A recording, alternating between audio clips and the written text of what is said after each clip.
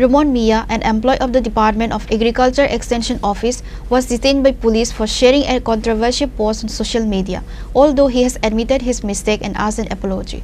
While the exact content of the post hasn't been officially disclosed, it was deemed to be sensitive and against social harmony. Following his detention, Mia admitted his mistake and issued an apology. He was later released on bail.